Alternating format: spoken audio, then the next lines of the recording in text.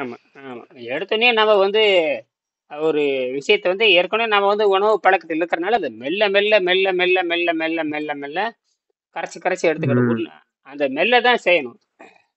அது என்ன அது என்ன ஒரு மாசத்துல சரியாயிரும். என்னது ஒரு மாசத்துல எல்லாம் 15 ஆ. நாள் 20 நாள் அவ்வளவுதான். அந்த எடை குறையணும். பட பட படப்படன்னு நீங்க எடை டக்கு டக்குன்னு குறைஞ்சதுன்னா அந்த குடல்ல இருக்கிற ம். அழுக்கெல்லாம் போயிடுச்சுன்னா அந்த குடல் இருக்கிற இந்த பெருங்குடலை வந்து என்ன பெருங்குடல் என்ன இருக்குன்னு கேட்டீங்கன்னா பெருங்குடல் வந்து பாத்தீங்கன்னா ம். நரம்பு அணுக்கள் நிறைய இருக்கு. நரம்பு அணுக்கள். ம். ம். அது புதிய கண்டுபிடிப்பு. ஓகே. இப்பதான் யூனிவர்சிட்டி கண்டுபிடிச்சானுங்க. Columbia university, okay. அமெரிக்கால இருக்கிற கொலம்பியா யூனிவர்சிட்டி, அமெரிக்கால இருக்கிற ம். ஹார்வர்ட் யூனிவர்சிட்டி எல்லாம் சேர்ந்து இந்த பெருங்குடல் கெட்டு போச்சுன்னா எல்லா நோயும் வரும்னு சொல்லியிருக்கானுங்க. ம். ம்.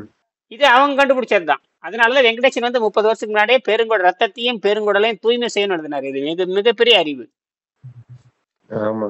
பெருங்குடல் வந்து ரத்தத்தை பிரெயின்ல கனெக்ட் ஆகுது. பெருங்குடல் வந்து செகண்டரி பிரெயின் சொல்றாங்க வந்துட்டு. பிரெயின் அதேதான் நிறைய அதேதான். பார்த்தா ஆமா, இது எவரும் யாருமே சொல்லலையே. இப்ப எந்த சித்தரும் ஒத்தரும் சொல்லலையே, சொல்ல மாட்டாங்க. ஏன்னா தெரியல அவங்களுக்கு. ரத்தத்தையும் பெருங்குடலை சுத்தம் செய்ய வேணும்னு யாரும் சொல்ல, வெங்கடேசன் மட்டும் தான் சொல்றாரு. ஏன் சொல்றாருன்னா ரத்தம் பெருங்குடல் ரெண்டு கெட்டு போச்சுன்னா அவன மரணம் உறுதி. இது யாருக்கும் தெரியாது. ம். இது எவ்வளவு சிம்பிளா சொல்லியிருக்கேன். இப்பதான் சொல்றானுங்க. ஆமாம். ஆனா இதுக்கு காரணம் சொல்ல அவங்க. அதாவது பெருங்குடல் சுத்தமா இல்லைன்னா நோய் வரும்னு யூனிவர்சிட்டி சொல்லுது, மெடிக்கல் யூனிவர்சிட்டி சொல்லுது. ம். அதுதான் பெரிய விஷயமே. இவன் கண்டுபிடிச்சிருவானுங்க, காரணம் தெரியாது. அதேதான். இப்ப நோய்க்கான காரணம் வந்து திருவள்ளுவர் சொல்லிட்டாரு. ஜீரநீர் சுரந்தாலும் மரணம் நிச்சயம். இது எங்கேயுமே சொல்லலையே. ம். ஜீரநீருங்கிறது ஆமா. இது தேவையற்றது. எங்க யாரும் சொல்லவே இல்லை. திருவள்ளுவர் மட்டும் தானே சொல்றாரு. வேற எவனும் இந்தியாவில் இருக்க எந்த யோகியும் சொல்லலையே. அது திருமூல பசி எடுத்தா சாப்பிடணும்னு சொல்லிட்டு அது அந்த பசி குறள்ல கூட எடுத்த என்ன சாப்பிடணும்னு சொல்லலையே. பசி எடுத்த இட்லி சாப்பிடு, ஆ, தோசை சாப்பிடணும் யாரும் இவன் பலகாரத்தை சாப்பிட ஆரம்பிச்சுட்டாங்க. சினி அது சினிமா சினிமா சிரிப்பே பார்த்து. ம் அது ஏன்னா அந்த குறளுக்கு விளக்கம் பண்றது இங்க பெரிய பெரிய இதா இருக்குது. பெரிய எக்ஸர்சைஸ் என்னன்னா, ஒரு குறள்ல சாப்பிடுன்னு சொல்லியிருக்காங்க. இன்னொரு குறள்ல சாப்பிடக்கூடாது. அப்ப ஏதோ சாப்பிட தான் சொல்லியிருக்காங்க. அதனால சாப்பாட்ட சாப்பிடுறோம்னு சொல்றாய்ங்க. அதுதான் அதுலயே அது தான் அது அருமை அருமை. அதுதான் வணக்கம். அதுதான் நம்மகிட்ட இருக்கிற வணக்கம். அதுதான் நமக்கு தெளிவா சொல்லக்கூடிய ஆசிரியர் இல்லாத சாபக்கேடு தான் இது. அதாவது ம். தெளிவு அதை தான் அதை கடைப்பிடிச்சு பார்த்திருக்கணும். தான் அதை இப்ப கடைப்பிடிச்சு பார்க்கணும். கடைப்பிடிச்சு பார்த்தா தான் உணர முடியும். ஓதி ஆமாங்க. ஓ வள்ளுவர் சொல்லுவாரு, ஓதி உணர்ந்து பிறர் குறைத்தும். ஓதி இருக்கணும், உணர்ந்து இருக்கணும், பிறருக்கு சொல்லி இருக்கணும்னு சொல்லு 3 விதி சொல்லுவார்.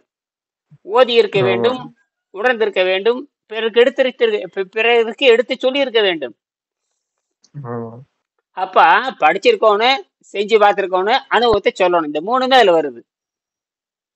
ஆமாங்க. இந்த கண்டிப்பா. மூணுமே இந்த மூணுமே தெரிஞ்சுட்டு செய்யலைன்னா அவனாட்ட ஒரு முட்டாள் யாரும் இல்லை. ம். கரெக்ட். ஒரு உலகத்திலே வெங்கடேசன் திருவள்ளுவர் வந்து உலகத்திலே சிறந்த முட்டாள் யார் தெரியுமான்னு ஒரு கேள்வி கேட்கிறார். உலகத்திலே ம். அடிமுட்டாள். நம்ம ஊர்ல ம். சொல்லுவாங்க, ஜம்மு காலத்துல வடிகட்டின முட்டாளுமாங்க. என்னது ஜம்மு காலத்துல? நமக்கு அதுல வடிகட்ட முடியாது. அதுல வருது. சாதாரண சாதாரண பண்ணாடையா இருந்தா கூட போட பண்ணாடைம்பாங்க. அறிவே இல்லாதவங்க பண்ணாடைம்பாங்க. ஆனா ஜம்மு காலம் இருக்கு பாத்தீங்களா, சுத்த பண்ணாடைன்னு சொல்றது ஜம்மு காலம். அந்த மாதிரி 1ஆம் நம்பர் முட்டாள் யாருன்னு வள்ளுவரே கேட்கிறார். உலகத்துல யார் தெரியுமா தலை சிறந்த முட்டாள் எழுதியிருக்காரு. முட்டாளில் அதாவது என்ன சொல்றாரு, முட்டாளில் யார் சிறந்த முட்டாள் என்று சொன்னா அதுக்கு விட சொல்றாரு. என்ன சொல்றாரு தெரியுமா? அது குறளே இருக்குது, நான் சொல்றேன் பாருங்க. பேதையின் பேதையாரு, பேதையின முட்டாள், பேதையின் பேதையாரில். அப்ப இந்த பேதையை விட இப்ப முட்டாளை விட தலை செய்ய, அதான் நம்பர் 1 முட்டாளுங்கிற பாரு. அவன் சொல்றாங்க நம்பர் 1 முட்டாளப்ப சாதாரண முட்டாள், கடைஞ்சடிச்ச முட்டாள். ம். அது கடைந்தெடுத்த முட்டாள் அல்ல, கடைந்தெடுத்த முட்டாள். அவன் நம்பர் 1அப்பா. ஃப்ராடுலயே சாதாரண ஃப்ராடு, நம்பர் 1 ஃப்ராடுன்னு சொல்றான் இல்லையா? ஃப்ராடுலயே 2 ஃப்ராடு. சாதாரண ஃப்ராடு இல்லப்ப, நம்பர் 1 திருட. அந்த மாதிரி வள்ளுவர் சொல்றாரு, சொல்றாரு, ஓதி உணர்ந்து பிறர் குறைத்தும் தான் அடங்கா பேதையின் பேதையார் இல்லைன்ட்டார். என்ன சொல்லிட்டாருன்னா, நீ ரைட்டப்பா, நீ அந்த மாதிரி கடைப்பிடிச்சு பாத்தியான்னு கேக்குறாரு. அப்படி கடைப்பிடிச்சு பாக்கலைன்னா உனையாட்ட முட்டாள் யாரும் இல்லை அப்படிங்கிறார். அப்ப நன்கு நன்கு நன்கு படித்திருக்க வேண்டும், நன்கு செய்து பார்த்திருக்க வேண்டும், நன்கு பிறருக்கு உரைத்திருக்க வேண்டும். இந்த மூன்றுமே தெரிஞ்சாதான் ஒரு ஆசிரியனா இருக்க முடியும். குறைஞ்சபட்சம் ஆமா ஒரு இது குறைஞ்சபட்சம் கண்டிப்பா குறைஞ்சபட்சம் செஞ்சு பா. அப்ப எல்லாரும் இப்ப ஒரு மண் எடுத்து உருண்டை பிடிக்க சொன்னா, இப்ப மண் எடுக்கிறான், கொஞ்சம் தண்ணி ஊத்துற, உருண்டை பிடின்னு சொன்னா எல்லாரும் ஒரே மாதிரி உருண்டை பிடிக்க மாட்டாங்க. ஒருத்தர் சிறுசா பிடிப்பான், ஒருத்தர் பெருசா பிடிப்பான், ஒருத்தர் கொஞ்சம் கோணையா இருக்கு, அப்படியெல்லாம் பரவாயில்ல, அதெல்லாம் ஒன்றும் தப்பு கிடையாது, அதெல்லாம் தப்பு தப்பு கிடையாது. கிடையாது. அதுல ஏதோ ஒரு வடிவம் வந்தா சரி, உருண்டையாவோ மொட்டையாவோ கொஞ்சம் உருளையாவோ இது கொஞ்சம் ஏதோ ஒரு வகையில உருண்டை வந்தா சரி. இனி அதவே செய்யாம அடிக்கிறது, கப்சா அடிக்கிறது. அப்படிதான் இந்த வள்ளலாறு பாடத்தை புடிச்சுக்கிட்டு நான் காலையில பார்த்தேன். இந்த வள்ளலாறு தத்துவத்தை வச்சுக்கிட்டு சும்மா சுத்த வெளி, ஆகவெளி, பறவெளி, புடலங்காவெளி, புண்ணாக்கு வெளி அடிக்கிறாங்கடப்பா, கட கட்ட கட்ட கட்ட கடன்னு அடிக்கிறாங்கப்பா சாமி, நம்பர்னு அடிக்கிறாங்க. அது ஒரு பொண்ணு பேசுது பேசுது பேசுது பேசுது பேசுது, அது சயின்ஸ் வேற புடிச்சுக்கிச்சு, அது வேற சயின்ஸ். நவராவா நவீராவா என்னமோ போட்டுருது, நவரா நவீரா நவரா என்னமோ இருக்கு, நவீரா நவீரா அதான் ஷேர் பண்ண நவீரா கரெக்ட். நான் உங்களுக்கு அனுப்பிச்ச பாருங்க, நான் உங்களுக்கு அனுப்பிச்சு விட்டேன் பாருங்க. அது கொஞ்சம் பிசிக்ஸ் படிச்சிருக்குது, நல்லா தெரியுது, பிசிக்ஸ் படிச்சிருக்குது. பிசிக்ஸ் படிச்சுட்டு குவாண்டம் சயின்ஸோட சேர்த்து அட்டின்னு அட்டிக்குது. இதெல்லாம் திருமூலல் இருக்கு. இந்த அட்டமாசியத்தை பத்தி பேசுறவங்க முதல்ல இந்த திருமூலர் தான் தானே இருக்கு. நீங்க அட்டமாசியத்தை நீங்க படிக்கணும்னா திருமந்திரத்துல 3000 பாடல் இருக்கு. திருப்பணம் எங்கிட்ட இருக்கு, எங்கிட்ட அந்த திருமந்திரம் எடுத்து படிச்சு பாருங்க, அதுல இருக்கு. அந்த அணுவை அணுவாக்குறது, அணுவாகி தோன்றிவிட்டால், அணுவாக மாறிவிட்டால் எங்கேயும் தோன்றலாம். இப்பதான் அதைத்தான் சொல்றானுங்க. அதைத்தான் குவாண்டம் சயின்ஸ்ல என்ன சொல்றாங்கன்னா, குவாண்டம்னா ஒண்ணு இல்லைங்க, சின்ன பொருளை பத்தி படிப்பது. என்னது அதான் குவாண்டம்னா இன்விசிபிளா இருக்கும், அதை உணர்ந்து கொள்ளுதல். குவாண்டம் சின்ன குட்டியா இருக்கும். குவாண்டம்னா ரெண்டு அர்த்தம் இருக்கு. எப்படின்னா குவாண்டம்ங்கிற ஒரு எனர்ஜி, அது வந்து எந்த குவாண்டம்ங்கிற ஒரு எனர்ஜி இந்த நாம கண்ணுல பாக்குற எந்த சட்ட விதிகளுக்கும் அடங்காதது. என்னது கண்ணுல பாக்குற எந்த சட்ட விதிக்கும் அடங்காது. நியூட்டன் ஐன்ஸ்டீன் இவனால வரவே முடியாது, இவனுக்கு வர முடியாது. நியூட்டன் ஐன்ஸ்டீன் இந்த லொட்டு லொஸ்க்கு இவனால வர முடியாது. அது வந்து அணுவா மாறிடுறப்ப, பண்பே மாறிடுறப்ப ஒண்ணும் இல்ல. ஒரு பிளாஸ்டிக்னு வச்சுக்கலாம், பிளாஸ்டிக் சாதாரண ஒரு பிளாஸ்டிக், அந்த பிளாஸ்டிக் மின்சாரத்தை கடத்தாது. ஒரு கற்பனையா சொல்ற, ஒரு பிளாஸ்டிக் மின்சாரத்தை கடத்தாது. ஆனால் அதுவே கண்ணுக்கு தெரிய துகளா மாறிட்டா ஒரு கால் அது மின்சாரத்தை கடத்தலாம். கண்டிப்பா கண்டிப்பா காட்டுறோம். மின்னோட்டம் இருக்கு, அணுவுக்கு அந்த மின்னோட்டம் இருக்குது. ஆமா, அணுவா மாறும்போது மின்னோட்டம் சக்தி பாயிருக்கு, இது கேப்பபிலிட்டி இருக்கு. அப்ப அது என்ன ஆகுது, திடப்பொருளும் மின்சாரத்தை கடத்தும். அது இருக்கிற ஸ்டேட்டஸ் அந்த ஃபோர்த் ஸ்டேட்டஸ் ஆஃப் மேட்டர் போயிடுச்சுன்னா கண்டிப்பா இதாகும். ஆனா இவங்க என்னன்னா சில பொருள் கடத்தாதுன்னு சொல்லி கண்டுபிடிச்சிருக்காங்க. இது உண்மை கிடையாது, இந்த ஸ்டேட்டஸ்க்கு இது கடத்தாது. ஆமா, அது கரெக்ட் தான். அதாவது ஒரு செவத்துல கல் எடுத்து அடிச்சுட்டே இருந்தோம்னா எத்தனை நாடு அடிச்சாலும் அந்த கல்லு அடிச்சு கீழே தவிர பொத்துட்டு போகாது. ஆனால் அதே கல்லு அணுவாக மாறிவிட்டா எக்ஸ்ரே மாதிரி எக்ஸ்ரே போகுதே இல்லையா, எக்ஸ்ரே போகுது, போயிடும் கண்டிப்பா. அப்போ இதை நீங்கள் இதைத்தான் வந்து அட்டமாசித்துன்னு சொல்றாங்க. இப்ப நாம அது இருக்கட்டும், இந்த அட்டமாசித்து ஓரமா வைங்க. முதல்ல ஆரோக்கிய வாழ்வுக்கு இவங்க சித்தர்கள் கொள்கை நம்ம எப்படி, முதல்ல ஆரோக்கியம், நோயற்ற வாழ்வு, பசிதாகத்தை கட்டுப்படுத்துது, நோயற்ற வாழ்வு வாழுது, உடம்பை இழைத்திருத்தல். உடம்பு வந்து எந்த பயிற்சியுமே பண்ணாம கழுவுதல் மூலமாகவே இழைக்கணும். கழுவுதல் நம்ம எந்த பயிற்சி பண்ண தேவையில்லை. எந்த சின்ன மூச்சு பயிற்சி பண்ணு, ஓடு வா போது, எதுவுமே நம்ம செய்யறதில்லை, எதுவுமே செய்யறதில்லை. ஆனா ஆரோக்கியம் மட்டும் வந்துருது. எப்படி? எனக்குல கை கால் வலியே வரதே இல்லை. அவன் எந்திரிச்சா கை வலிக்குது, கால் வலிக்குது, தலை வலிக்குது, கண்ணெரிச்சல், மூக்கரிச்சல், எந்திரிச்சுன்னு 50 தும்பல், டச்சுக்குன்னு 50 தும்பல் போடுவானுங்க.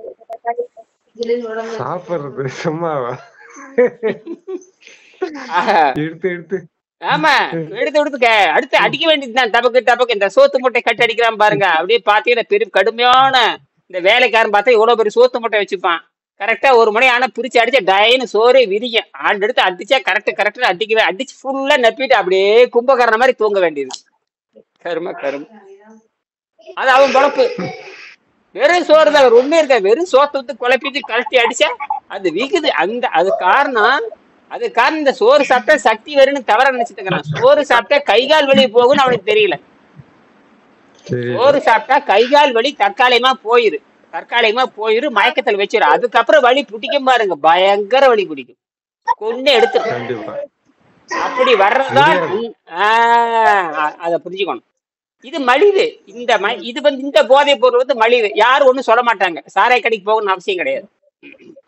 ம். திருமணம் ஐயா ரொம்ப நாள் ஆச்சு. சொல்லி முடியுங்க. ஒரு நிமிஷம் ஏதாவது அனுபவம் சொல்லுங்க, 2 நிமிஷம் முடிச்சுக்கலாம். இது 10 நாள் ஒரு வாரமா காணாங்க. எங்க ஊருக்கு வந்துட்டீங்களா? நானே அங்கதான் இருக்கீங்களா? அதான் இந்த அன்னைக்கு இந்த ஷோரூமுக்கு போயிருந்தோம். தம்பி ஒரு வண்டி, புது வண்டி.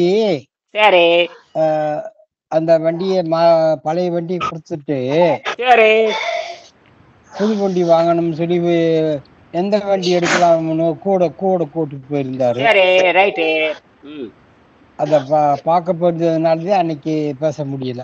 பரவாயில்ல, ஏதாவது இருந்தா சொல்லுங்க. அந்த குளிர்ச்சியா இருந்திருப்போம், அங்க நல்ல மழை பெஞ்சிட்டு இருக்கும், குளிர்ச்சியா இருக்கும்.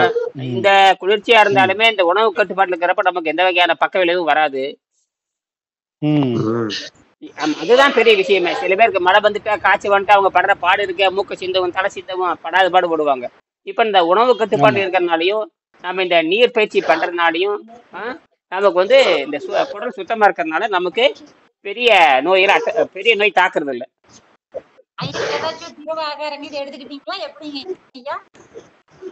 அதே இப்ப சின்ன ஒரு தடவை எடுத்துடுறேன், பலபடி சுத்தம் பண்றேன், இப்படியே போயிட்டே இருக்கு. நாளைக்கு இருந்து பலபடி ஃபுல் தண்ணிக்கு போகணும். சரிங்க ஐயா, உங்களுக்கு கொஞ்சம் அமைதிப்படுத்திங்க, ரொம்ப சத்தமா இருக்கு, கொஞ்சம் நியூட்ரல் பண்ணி இது பண்ணிக்கங்க. மறுபடியும் பேசி முடிச்சுக்க ஒரு 2 நிமிஷம். அவரு வேலைக்கு போறாரு, அவர் வேலைக்கு போகணும், அவர் ரயில் ஏறணும். அவர் என்ன ஆச்சரியமா இருக்கு, அவர் கூப்பிடக்கூடாதுன்னு பார்த்தேன் 2 நாள். என்ன அவருடைய நேரம் சார், வேற எதுலயும் சவுண்ட் கேக்குது. நம்ம இந்த க்ளோஸ் பண்ணிடுறேன் பாரு.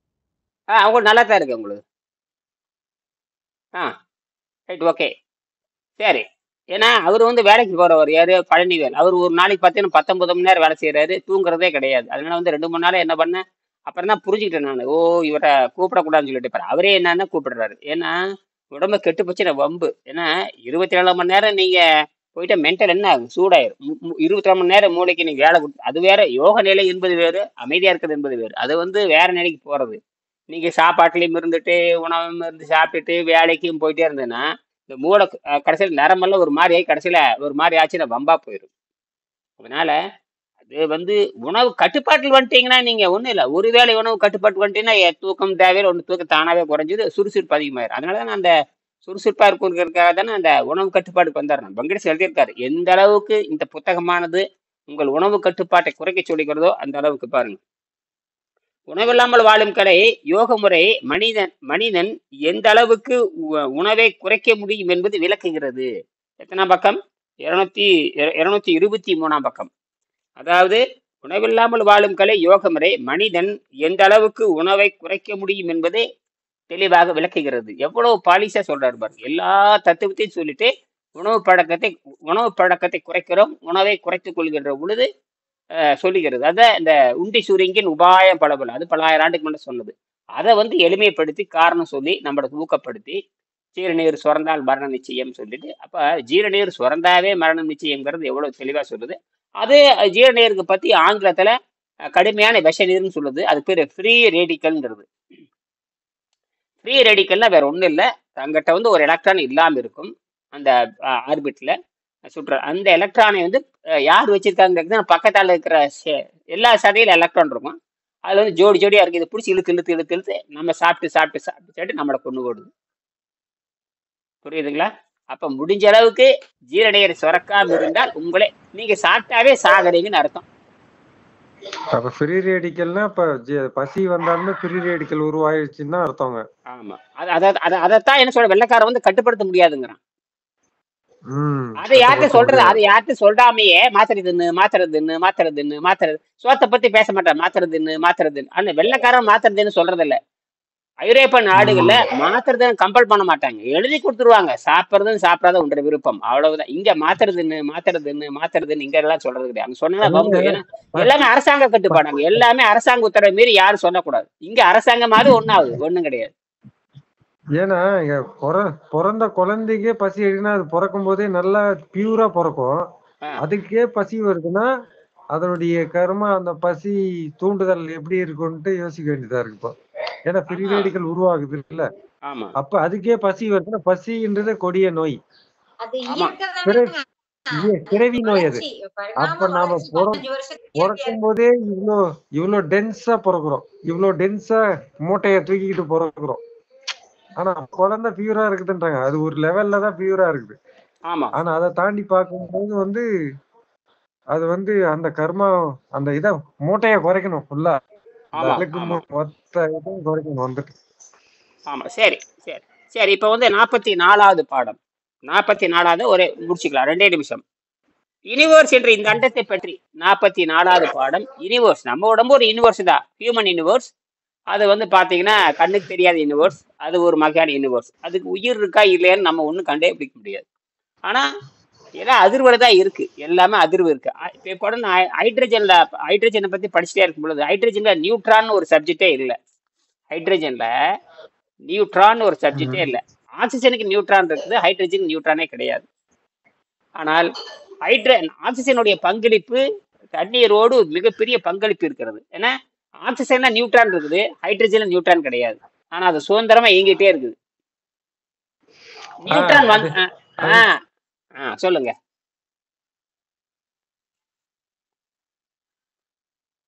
மியூட்ல இருக்குங்க, வாய்ஸ் இல்ல, ஆஃப் பண்ணி வச்சிருக்கீங்க.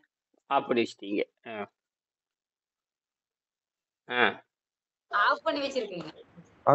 அத சிங்கிள் மாலிகுல்னா அது சிங்கிள் ஹைட்ரஜன். ஏன்னா பலூன்ல அது ஹைட்ரஜனுக்கு என்னப்பனா காத்து மேல போயிட்டே இருக்கும், பலூன் வெயிட்டை நம்ம நம்மள வெயிட் தூக்கிட்டு போவோம் ஹைட்ரஜன்.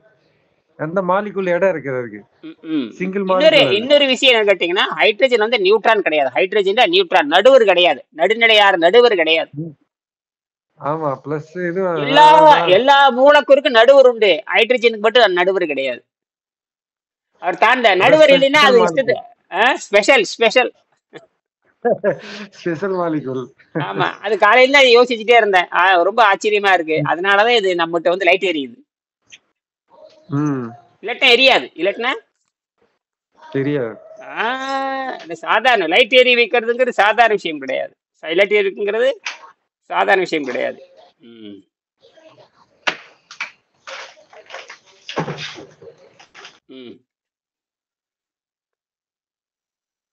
தெரியுதா?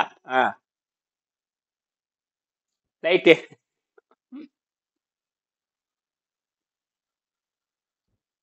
அவ்வளவுதான். கிரீன் லைட் எரியுதா? பச்சை.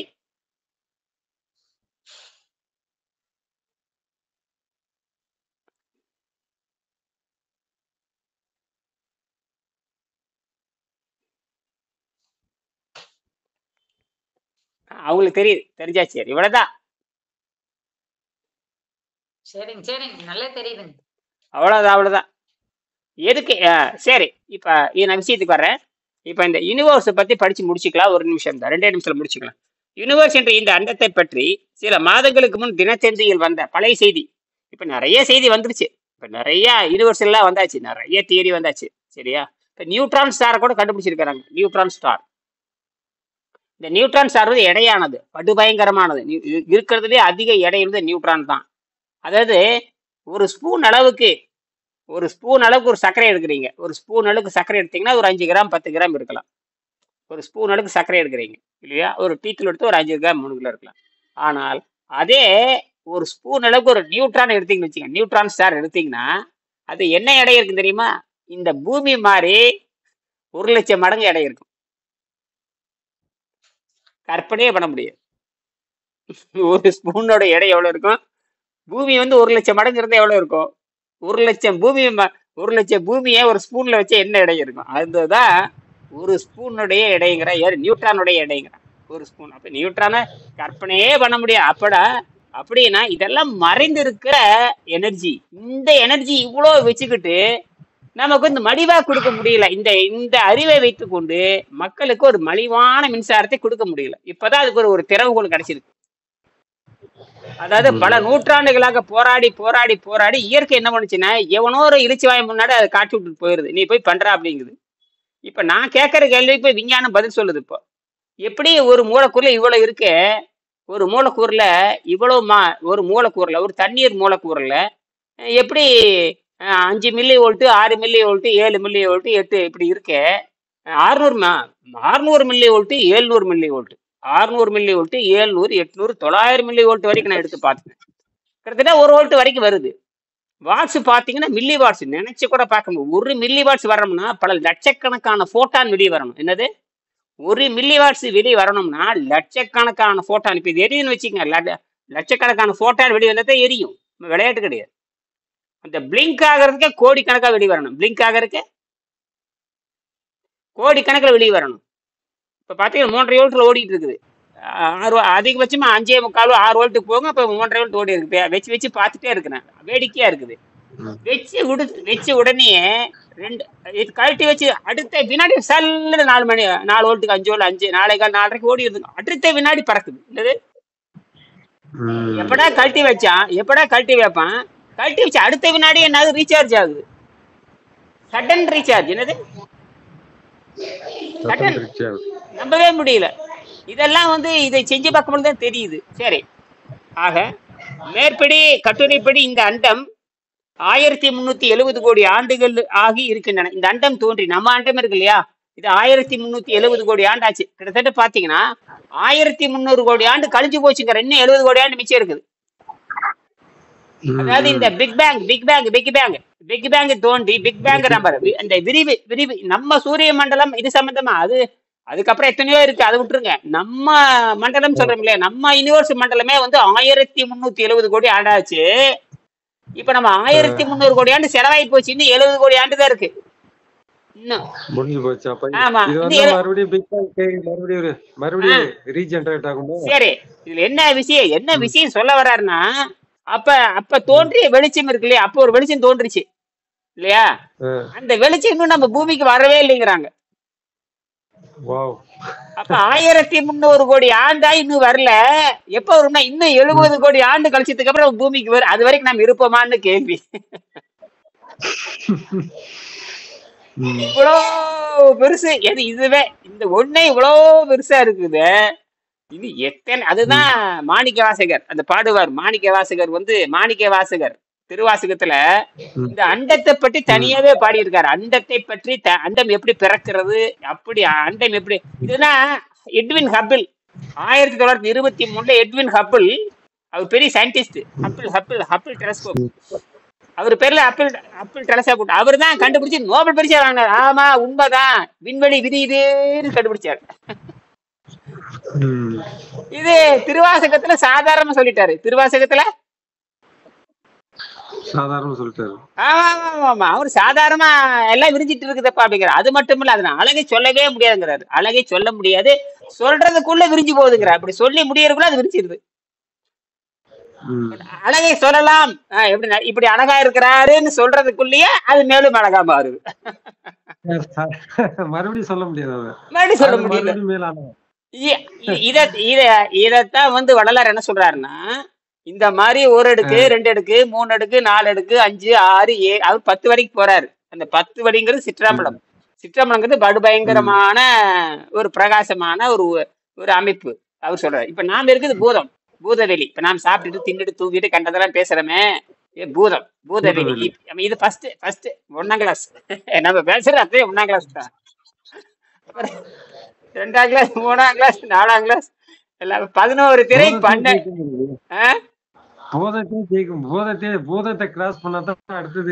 அதைத்தான் நானும் சொல்றேன். பூதத்தை கிராஸ் பண்ண விண்வெளிக்கு போகணும்னு சொல்றேன். இந்த பூமியில 4 இடைஞ்சல் இருக்கு. அதோட முடிக்கிற. பூமியில நீரோட இடைஞ்சல், நெருப்பொருளோட இடைஞ்சல், அப்புறம் காற்றோட இடைஞ்சல், அப்புறம் நீர் நிலம் காற்று நெருப்பு, இந்த 4ஓட இடைஞ்சல். இந்த 4 இடைஞ்சல் இல்லாம இருக்கிறத விண்வெளி. ஆமா, அதனால மேல உட்காந்துக்கிறாங்க. இப்ப மேல விண்வெளியில ஆராய்ச்சி மையம் இருக்குது. விண்வெளி வீடு, விண்வெளி ஆராய்ச்சி மையம் இருக்கு. அவங்க நிரந்தரமா ம். எப்பவுமே 7 பேர் போவாங்க, 7 பேர் வருவாங்க. எப்பவுமே 7 பேர் பல நாட்டை சேர்ந்தவங்க இருப்பாங்க. எப்பவுமே நிரந்தரங்க. ம். யாருமே இருந்துட்டே இருக்கு. இது 50 வருஷமா நடந்துட்டே இருக்கு. அரை நூற்றாண்டு நடந்துட்டே இருக்கு. என்ன ஒரு ஆச்சரியம் ம். கேட்டீங்கன்னா, பூமியில் நடக்கிற எந்த செயல்பாடும் அவங்கள பாதிக்காது. பூமியில் இருக்கிற ம். எந்த செயல்பாடும் பாதிக்காது. கடுகளை கூட பயணம் சம்மந்தமே இல்லை அது. ஆனா சாப்பாடு மட்டும் எடுத்துட்டு டேப்லெட் எடுத்து போறாங்க. சாப்பாடு டேப்லெட்லாம் கிடையாது. நல்லா கறி நல்லா வறுத்துதான் எடுத்துட்டு போறாங்க. நல்லா கறி வறுத்து பன்னிக்கறி, கோழிக்கறி, ஆட்டுக்கறி, வடை, பஜ்ஜி, போண்டா, சட்னி, சாம்பார் எல்லாமே. ஆ. வடை, போண்டா, சட்னி, சாம்பார், சமோசா, வடை, பருப்பு வடை, ஆமை வடை, எல்லா வடையும் தான். பெருமாள் வடை வரைக்கும் ம். ஆமை வடை, உளுந்த வடை, எல்லா வடையும் சுட்டு எடுத்துட்டு போறாங்க. எல்லாம் நொறுங்க தின்னு போட்டு வயிற்றுக்கு எடுத்துட்டு திரும்பி நோயோட திரும்பி வர்றாங்க. ம். இதுதான் விஞ்ஞானம். அப்ப அவங்க அவ்வளவுதான் ஒரு ஆராய்ச்சியாளரை தவிர நீங்க விண்வெளிக்கு போறதுக்கு ஆராய்ச்சிக்கு ஆராய்ச்சி பண்றதுக்கு போறானே தவிர ஆரோக்கியம் இருக்கா இல்லையா? உணவுக்கும் ஆரோக்கியம் சம்மந்தம் இல்லாத கூட இப்ப அவன் எப்படி ஆரோக்கியமா இருக்க முடியும்? இருக்க முடியாது. இப்ப நாம வந்தோம்னா ஏன்னா இப்ப இது வேற வந்த சாப்டர். ஆமா இப்ப நம்மகிட்ட எல்லாம் நோய் எல்லா உடல் பிரச்சனைக்கு வந்தீங்க, எல்லாம் நோய் நல்லா தான் இருக்குது. ஆமா. ஆமாங்க நம்ம தானே அறிவாளிங்க இங்க. ஆமாங்க ஆமா. விண்வெளிக்கு போறோம் எப்படி விண்வெளிக்கு போறோம், அது படிச்சிருந்தா அது போறாங்க, அறிவாளின்னு எப்படி ஒத்துக்கிறீங்க? விண்வெளிக்கு போறோம் அறிவாளி கிடையாது. அதைத்தான் சொல்றேன். அது ஏதோ ஒண்ணு அறிஞ்சிருக்கிறான். ஏதோ ஒண்ணு போறதுக்கு வர்றதுக்கு தெரியும், கேட்ட திறக்கிறது, விமானம் ஓட்ட தெரியும், அவனுக்கு விமானம் ஓட்ட தெரியும், கப்பல் ஓட்ட தெரியும், வேற கம்ப்யூட்டர் தெரியும். மற்ற என்ன தெரியும் உனக்கு?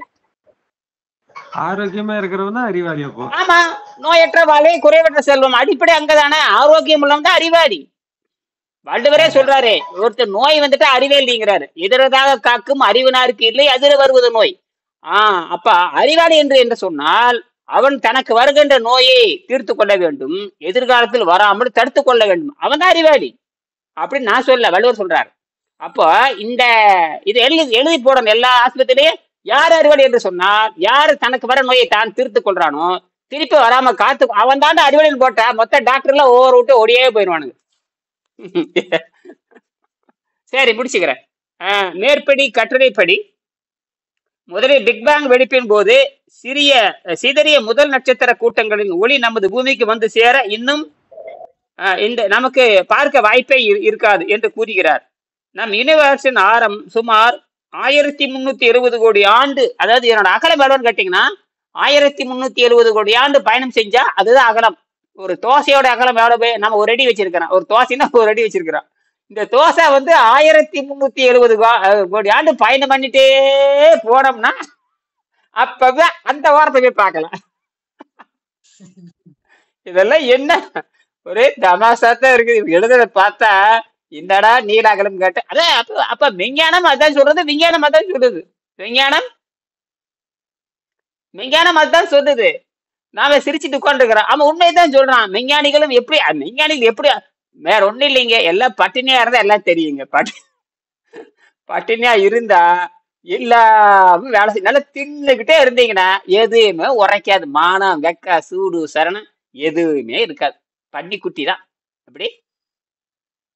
இதுக்கு மேல என்ன சொன்னோம்னா ரொம்ப ரொம்ப நோட்டணும். அதான் நிறுத்திக்கலாம். அதாவது எவன் ஆகாரம் திங்கிறானோ அவனுக்கு சூடு, சொரண, மானம், வெக்கம் எதுவுமே இருக்காது அப்படின்னு நிறைவு செஞ்சுக்கலாம். இதுக்கு மேல நீ சொன்ன வேணா பார்த்து புரிஞ்சுக்கிட்டேன்.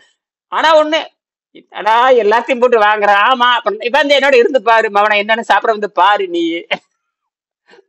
அதாவது பார்க்காமே கமெண்ட் பண்றது வேற, பார்த்துட்டு கமெண்ட் முதல்ல பார்க்கணும். முதல்ல நேர சொல்ல பார்க்கணும். என்ன இட்லி திங்கிறானா வந்து பாரு. நீ பார்த்தா தானே தெரியும். மற்றவங்களை பத்தி குறை சொல்ற நீங்க உங்களை பத்தி தெரிஞ்சிருக்கணும் இல்லையா? அவன் பாக்கெட்ல காசு இல்ல, அவன் பாக்கெட்ல பணம் இல்லைங்கிற. முதல்ல உன் பாக்கெட்ல காசு இருக்கான்னு சொல்ல பார்க்கலாம். யாருக்கா திடீர்னு பாருங்க, யாருக்கு போய் உன் பாக்கெட்ல எவ்வளவு பணம் இருக்குங்கிட்ட இருங்க என்ன சொல்றேம்மா, ஏன் தெரியாது யாரும் நினைப்பு வச்சுக்க மாட்டாங்க.